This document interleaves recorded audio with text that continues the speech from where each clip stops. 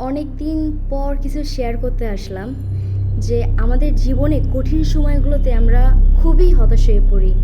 আর এমন সময় আমরা আমাদের মাথায় চিন্তা ভাবনা আসে যে আমরা বেঁচে থাকবো না বা বেঁচে থাকার আশা আমরা হারাই ফেলি। মানুষের জীবন খুবই কঠিন। এই কঠিন সময়ে আমাদের ভিতরে আর কি অনেক খারাপ চিন্তা ঘুরে আমাদের মাথায়। কিন্তু আমার আমি যে কথাটা বলতে আসছি এইখানে, আমি কিছুদিন আগে হসপিটালে গেছিলাম। সো এখানে আমি একটা হসপিটালে লেখা দেখছি যে এটা লেখা ছিল যে যখন তুমি খুব হতাশ হয়ে পড়বে এবং খুবই ডিপ্রেশনে চলে যাবে, খুব কষ্ট পাবে, যখন তোমার মাথায় এই চিন্তাগুলো ঘুরবে যে আমি আর বেঁচে থাকবো না, বেঁচে থাকার আমার কোনো আশা নাই, কোনো ভরসা নাই, তখন তুমি ওই মুহূর্তে তুমি হসপিটালে আসবে ঘুরতে। তখন হসপিটালের প্রতিটি বেডে তুমি অনেক জনকে দেখবে যে তারা একটু বেঁচে থাকার জন্য কত লড়াই করছে।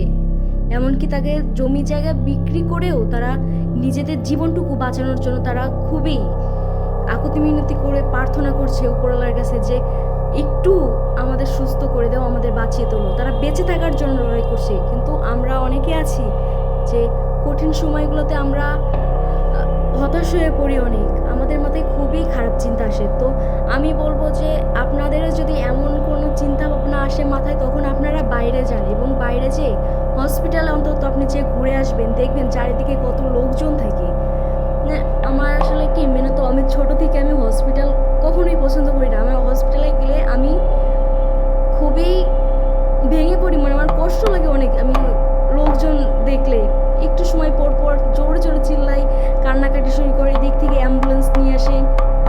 আমার ভালো লাগে না। আমি আমি যত কম পারি আমি হসপিটালে কম যাই। আমি কখনোই হসপিটালে যাই না। আমি আছে না যে কেউ অসুস্থ হলে তারা দেখতে যাওয়াই লাগবে, তো আমি অতটুকুই যাই।